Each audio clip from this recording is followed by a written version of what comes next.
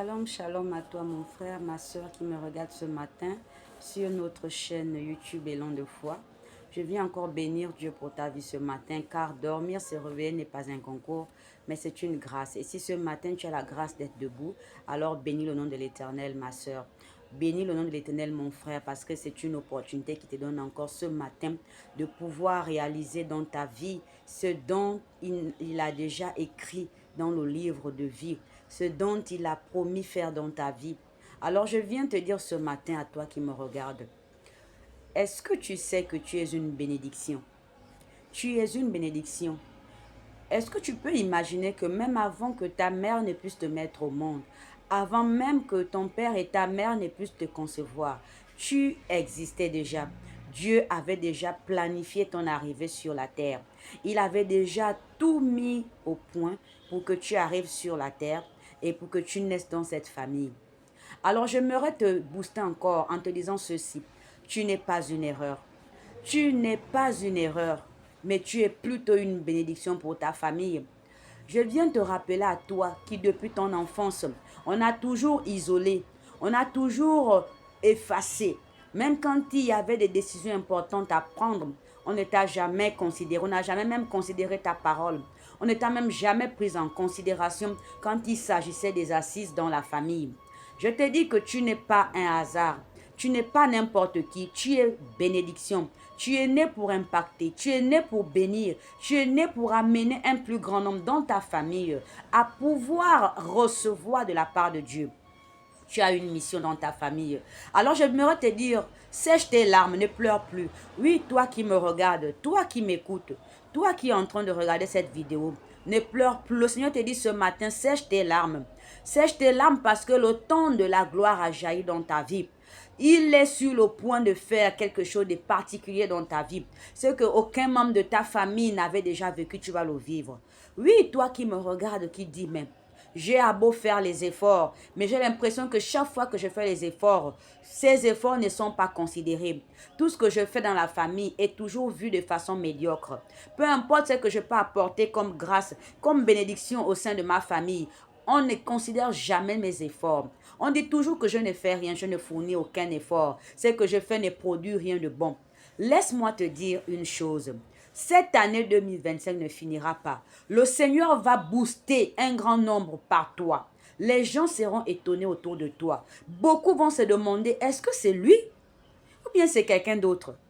Est-ce cet homme qui était en train de traîner dans tout ce qu'il faisait, qui était en train de ramer dans chaque chose qu'il faisait? C'est celui-là qu'on voyait avec tant de diplômes. Mais on se disait que les diplômes n'étaient qu'une décoration pour lui. Mais donc c'est lui qui a trouvé un emploi. Donc c'est lui qui a monté cette entreprise. Donc c'est elle qui a monté cette boîte. Donc c'est elle qui a déjà eu à faire cette réalisation. Laisse-moi te dire, ma soeur, tout ce que les hommes disent de toi n'est pas ce que Dieu dit de toi.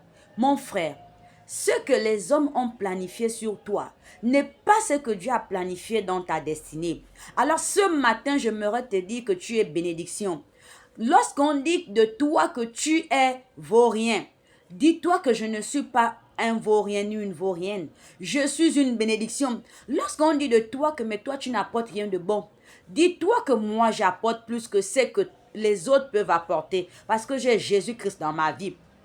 Peu importe dans quelle position tu te trouves, peu importe ce par quoi tu es en train de passer, mon frère, ma soeur, ce matin, le Seigneur t'interpelle encore. Cesse de t'angoisser, cesse de couler tes larmes parce que le Seigneur te voit pleurer. Dans le secret, tu coules de larmes, tu pleures chaque nuit.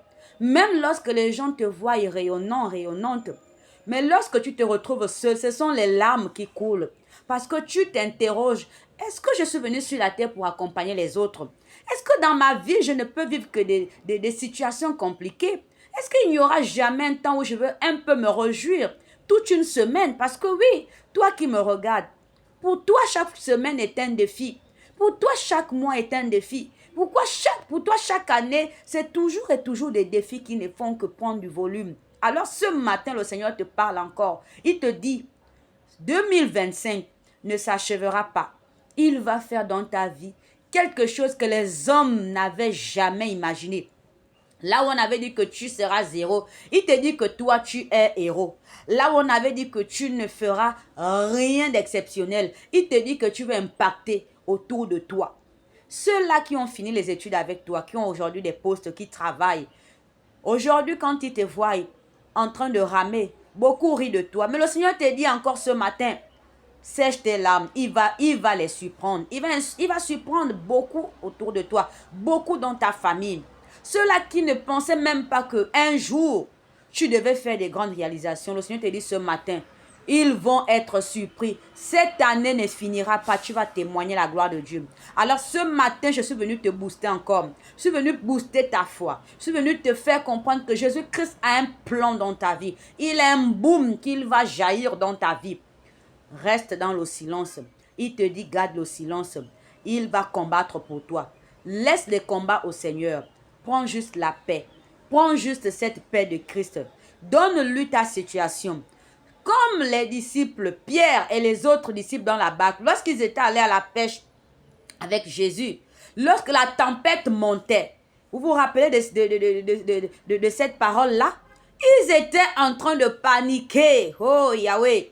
Ils étaient dans la panique. Jésus-Christ dormait. Ils ont crié. Oh, maître, maître. Ils ont crié, ils ont crié. Mais est-ce que vous avez vu le Seigneur Jésus-Christ paniquer? Non. Il a juste dit, homme de peu de foi. Hé, ma soeur, ne sois pas une femme de peu de foi. Mon frère, ne sois pas un homme de peu de foi. Ce matin, le Seigneur te dit, fortifie-toi et prends courage. Cette année 2025 ne s'achèvera pas ainsi. Beaucoup vont même avoir du mal à te regarder dans les yeux. Dans ta famille, on t'appellera pour pouvoir siéger, prendre des décisions. Parce que hier, ceux qui n'étaient pas considérés parce que tu n'avais pas de moyens, ils vont t'appeler. Ils vont même chercher à te rencontrer. Toi à qui on avait dit que jamais on ne pourra prendre ta parole lorsqu'on prend des décisions dans la famille, on demandera des audiences pour te rencontrer. Le Seigneur te dit ce matin, mon frère, ma soeur, il n'a pas encore terminé de faire parce que tu es une bénédiction. Tu t'appelles bénédiction. Alors soyez tous bénis. Continuez à suivre notre chaîne Élan de foi. Partagez massivement. Vous ne serez pas dessus parce que le Seigneur va encore parler encore à une vie. Et chaque jour, il va toujours et toujours nous booster. Allez, je vous souhaite un bon dimanche de Pentecôte sous la protection divine. Merci.